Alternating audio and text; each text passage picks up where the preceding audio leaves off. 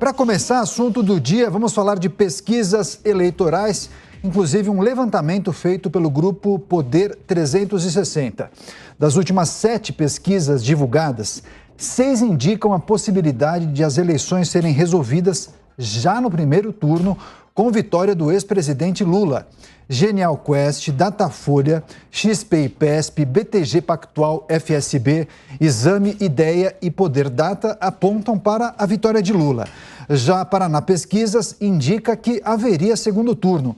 E os levantamentos de intenções de votos para a presidência da República são justamente o tema da nossa enquete de hoje.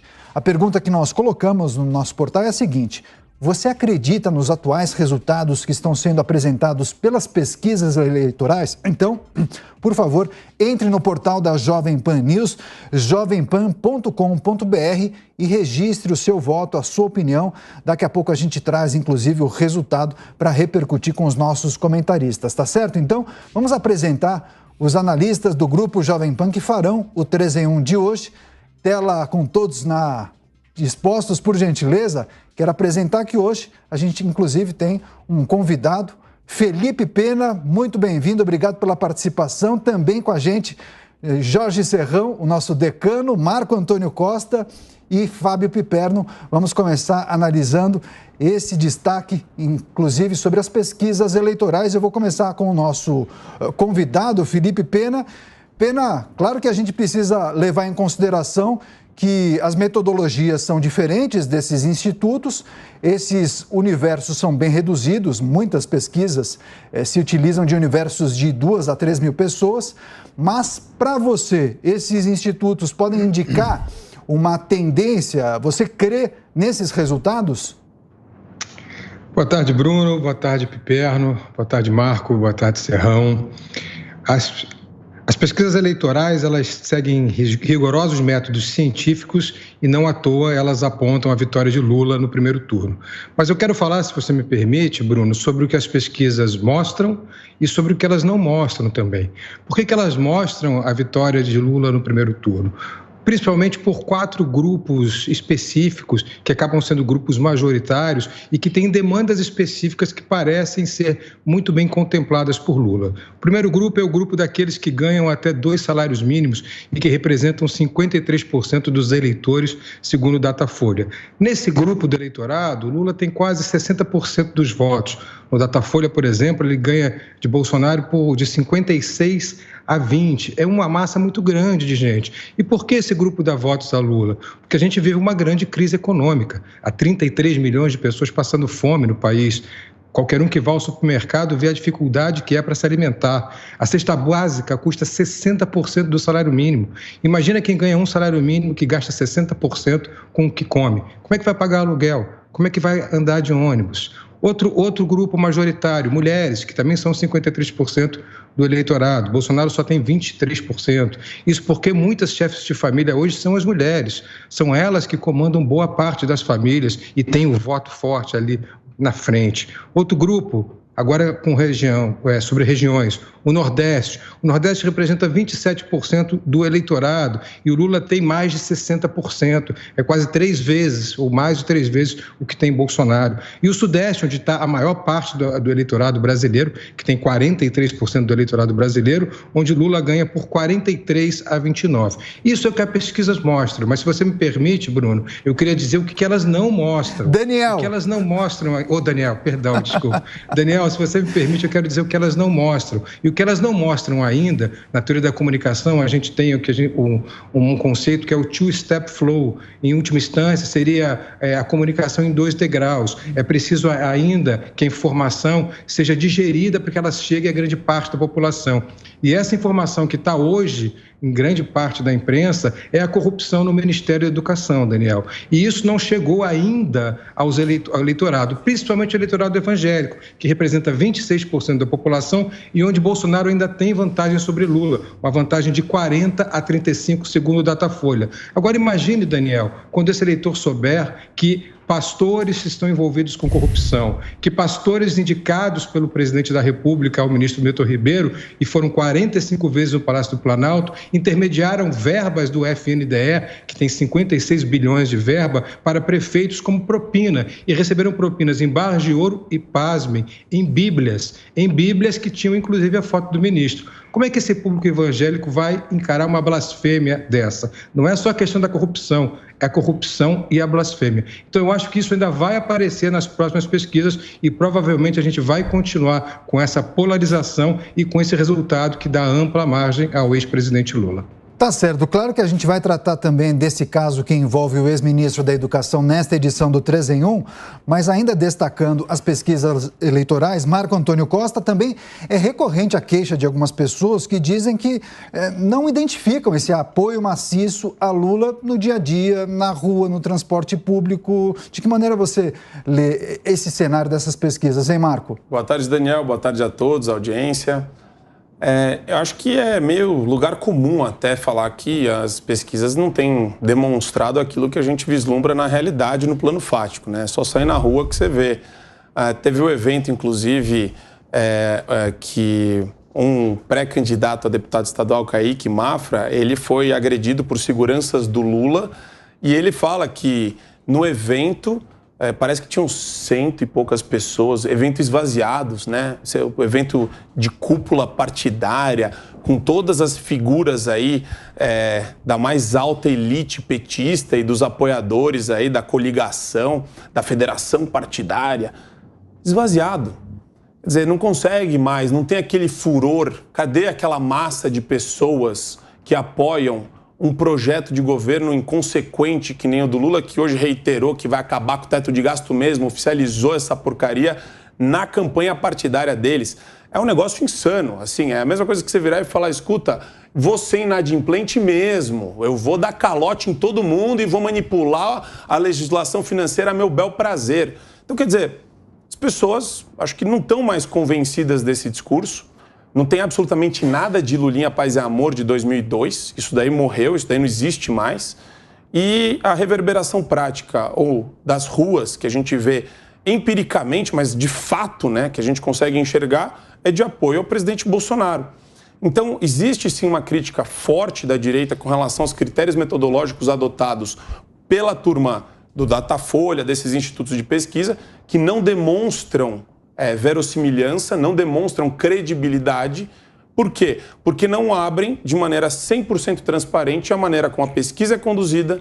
A gente sabe que existe corte de pesquisados, eles fazem no universo de 3 mil, depois cortam para 2 mil, ou seja, existe um grau de manipulação da pesquisa quando ela é realizada, existem perguntas que são gatilhos para as pessoas que são entrevistadas, que acabam direcionando essas pessoas para um determinado caminho. Então, quer dizer, essa ladainha meio que acabou, sabe? As pessoas hoje, cada brasileiro tem um celular na mão, consegue se informar, consegue ver a realidade com outros olhos, sem precisar de âncoras de jornais que antigamente eram prestigiados ou de institutos de pesquisa que tinham essa credibilidade que hoje não gozam mais. Agora, Fábio Piperno, ainda que muitas pessoas questionem justamente a metodologia dessas empresas e institutos, dos últimos 7 levantamentos publicados por essas empresas, 6 apontam possibilidade de Lula vencer no primeiro turno.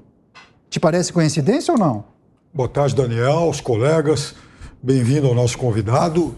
O presidente Bolsonaro, ele claramente acredita muito mais nas pesquisas do que os seus porta-vozes deixam transparecer. Tanto acredita que toda hora ele e o Centrão, seus parceiros aí de governo, seus sócios de governo, tentam imaginar alguma medida mirabolante para tentar diminuir essa vantagem. As últimas estão aí para todo mundo ouvir, né? Por exemplo, a questão do Pix caminhoneiro, né? O aumento do Auxílio Brasil, que, aliás, eu sou, inclusive, a favor de que o auxílio tivesse um valor maior. E falo isso há muito tempo, e disse isso aqui algumas vezes para o Marco, inclusive, que talvez, se lá atrás, já um pouco atrás, o Brasil poderia, quem sabe, destinar uma parte dos dividendos pagos pela Petrobras exatamente para isso, para amenizar o sofrimento de famílias carentes.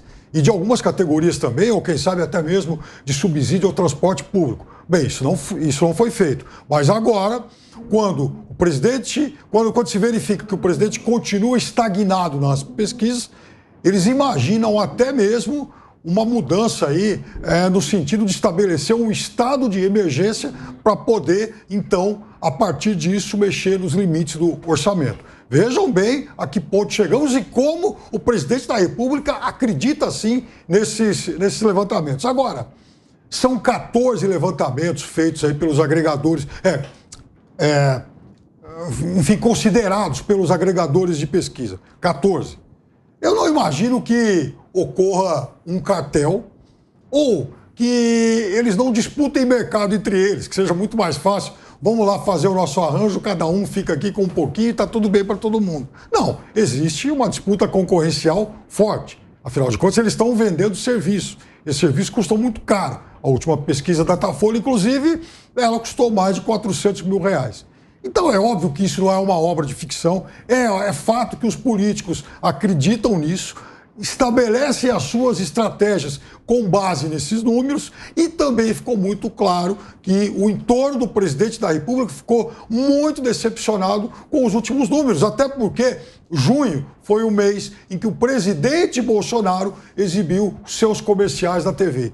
E nem esses comerciais acabaram dando a ele qualquer tipo de ganho nesses números apontados. Agora, Jorge Serrão, eu me lembro que tinha um político já falecido que ele dizia nas suas peças publicitárias: eu não acredito em pesquisas, ele rasgava a capa de um jornal. Tem gente que também fala que as pesquisas podem ser até compradas.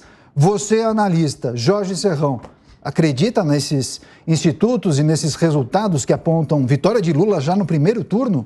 Saudações, meus amigos e amados haters. Eu sou muito cético em relação a esse tipo de pesquisa eleitoral, sempre falei isso. Pesquisa eleitoral divulgada de maneira antecipada, ela tem muito mais a função de propaganda, de induzir a maioria do eleitorado midiaticamente a formar uma opinião do que qualquer outra coisa. Então essa é uma tendência natural desse tipo de pesquisa. Nem os políticos levam fé completamente nesse tipo de levantamento que é divulgado agora midiaticamente. As pesquisas em que os políticos se baseiam para fazer suas estratégias são aquelas que não são divulgadas para os olhares profanos do grande público. São caríssimas, são feitas para consumo interno dos partidos políticos e nunca são divulgadas porque elas têm até contrato de confidencialidade para isso. Custam muito mais caro que os 400 e poucos mil que se paga em qualquer pesquisa aí. Agora, essas pesquisas, elas são fantásticas. Elas têm conseguido encontrar o eleitor secreto de Lula que ninguém encontra na rua. Então, essas pesquisas têm um mérito realmente muito importante. Esses institutos mereciam ganhar um Oscar.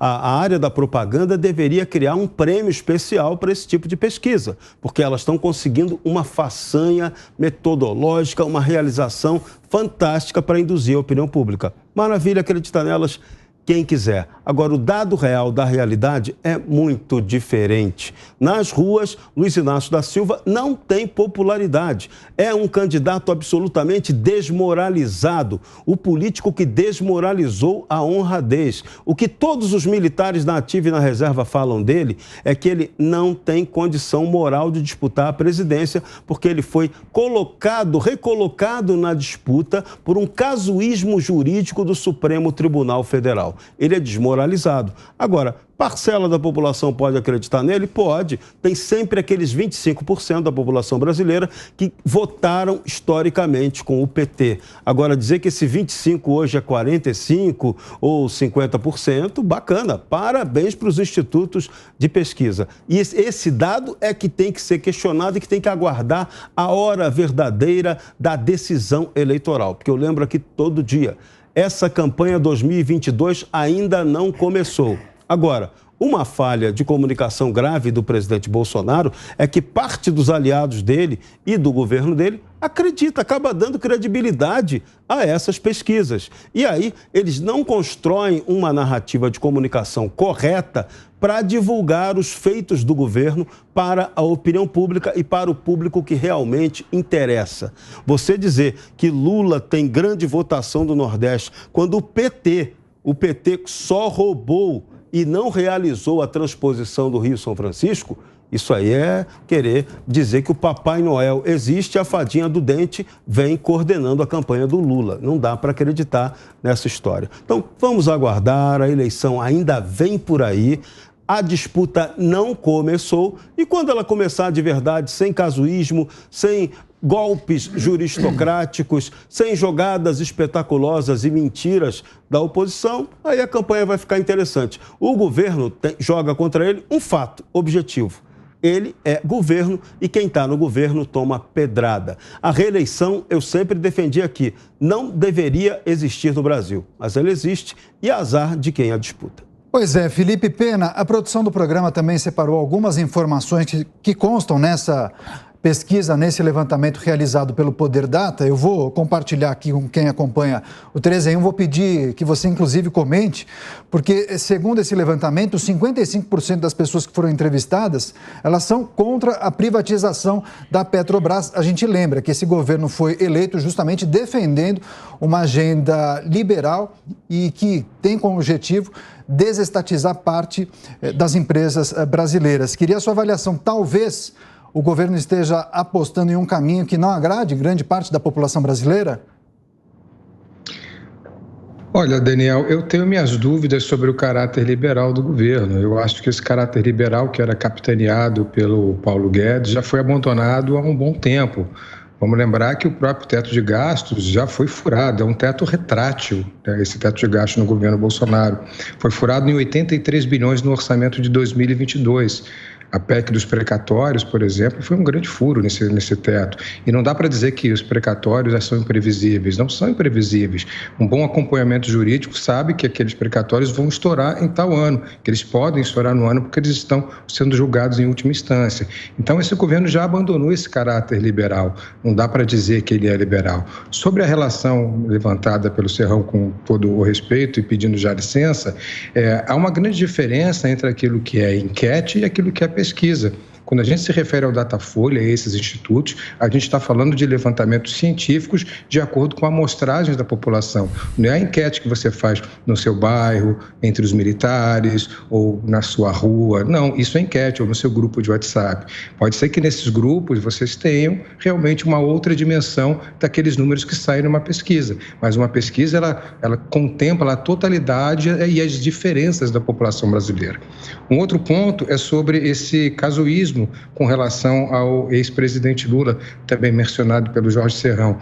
Vamos lembrar que não foi o Fachin, como se diz, que libertou ou que colocou o Lula de volta na eleição presidencial. O Fachin apenas apontou o problema do Foro de Curitiba. Mas, na verdade, foi a suspeição de Moro, julgada pelo Pleno da segunda turna, que trouxe de volta o ex-presidente Lula para a corrida presidencial, porque julgou o Sérgio Moro suspeito. Ou seja, se o juiz é suspeito, não há julgamento. O julgamento não é válido. Se o julgamento não é válido, Lula é inocente. Repare, é diferente de ser inocentado. Ele não foi inocentado porque não houve julgamento. Ele é inocente, então. Inocente perante a lei. E temos um advogado na bancada que pode confirmar isso.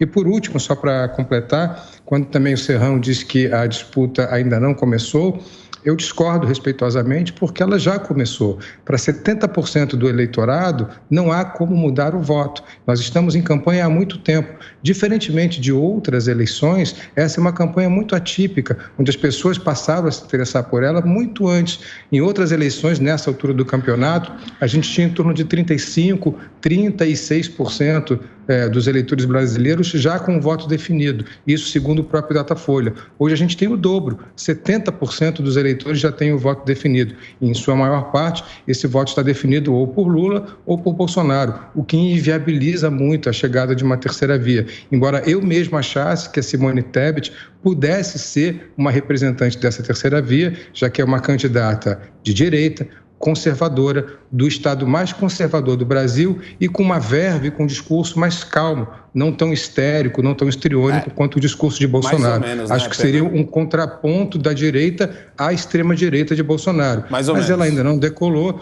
Pode ser que aí sim, nesse caso, o Serrão tenha razão. E com o começo da campanha eleitoral em agosto, pode ser que ela abocanhe parte dos votos da direita. Mas, viu, Serrão, eu acho pouco provável. Eu acho que a campanha já começou e com esses 70% já definidos, vai realmente ficar nessa polarização com tendência à vitória em primeiro turno. Eu gosto. O Pena, como disse o Constantino, ele tem uma fala mansa, ele vai permeando o ambiente, ele tem até só respeito os meus colegas. Claro. Não, mas eu gosto. Eu estou até tentando quebrar um pouco o gelo aqui, porque existe uma linearidade argumentativa que denota, que nem a Amanda Klein, denota credibilidade quando a pessoa fala. E é interessante debater. De credibilidade. O Piperno, ele é um pouco mais extravagante, ele tem altos e baixos, tal, que eu acho legal também, adoro debater com ele por causa disso. Mas o que eu queria colocar em perspectiva aqui é que, sinceramente, Daniel, existe muita alquimia no meio dessas pesquisas eleitorais. É muita constatação de ambientes que se encontram em mutação constante. Então, fica uma coisa meio bizarra você querer cravar toda hora cenários de um ambiente que está mudando. Moro entra, Moro sai. Dória tenta, Dória derrete, explode. Aí vem Simone Tebet. Aí o Pena falou, eu imaginava que ela fosse ganhar algum tipo de relevância.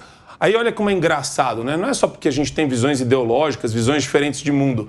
Mas eu nunca, por um segundo, imaginei que Simone Tebet ia crescer. Pelo contrário, né? Então você concorda com o Datafolha? Não.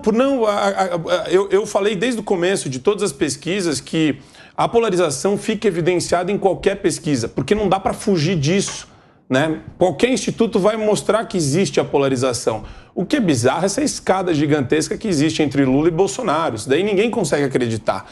E, de novo, a gente entra naquela questão, Pena, dos critérios metodológicos que são risíveis. Eles são até bobos. Se você para ver uma pesquisa do Datafolha, você vê que o negócio não para em pé, assim, não gera credibilidade. Mas, além disso, eu acho que, dadas as circunstâncias atuais, o Piperno ele fez uma fala aqui antes, onde ele tenta trabalhar como o governo está lidando com as situações de crise. E acho que eles estão incomodados, o Pena e o Piperno, porque o governo ele vai aumentar o Auxílio Brasil agora, né? Então isso daí o Piperno já não consegue falar mal disso, porque ele tinha proposto isso também. Aí ele vai, inclusive, mal de dinheiro para pobre. Aí ele também está fazendo, ele está tentando estabelecer algum tipo de remuneração para a questão dos combustíveis também, para compensar o que a gente está vivendo hoje. Só que é engraçado, porque o Piperno e o Pena, eles falam de uma visão liberal do governo que não existe, só que todos os marcos e legislações aprovados desde o começo do governo aconteceram dentro de uma perspectiva liberal. O governo, Pena, fez a maior redução de gastos da história da máquina pública brasileira. A maior redução de gastos com compras, licitações, passagens diárias. Só que cartão corporativo, isso para você também. Só que isso daí para vocês não gostam de falar, vocês não gostam de promulgar ou difundir, porque vai contra a narrativa de vocês. Infelizmente, a gente tem uma questão aqui de cegueira ideológica, eu acho. Agora vamos às questões objetivas. Deixa um por vez isso. Falar e depois a gente... Marco fechou, agora Piperno, por gentileza, rapidamente. Porque Datafolha foi citado algumas vezes. Eu acabei de mandar aqui uma arte. Aliás, o diretor foi para a Globo News, hein? Só para avisar. Eduardo Novak. E eu vou colocar também no Instagram, Facebook, sei lá, Twitter, essa coisa toda, assim que sair do programa. Porque é o seguinte, eu levantei aqui uma tabelinha, mandaram aqui. Tabelinha. Com todos os resultados do Datafolha em véspera de eleição do segundo turno e o resultado. Véspera. Olha só que coisa. Véspera de eleição. É um instituto que acerta, o melhor instituto do país. Na véspera eu também consigo acertar, pô. 50-50 para acertar. Mãe de Ná também trabalha bem na véspera. Na véspera é 50-50. Então, Marco, vamos tentar fazer assim, um transplante de massa cinzenta. Você acha que hoje, 100 dias antes da eleição, Enfim, o resultado seria o mesmo do que daqui 100 dias. Eu acabei de falar, você me ouviu? Então vamos lá. Datafolha, eleição de 2018. Bolsonaro 55, Haddad 55. Resultado final, Bolsonaro 55,13. 2014, Dilma 52, Aécio 48. Resultado final, Dilma 51,64.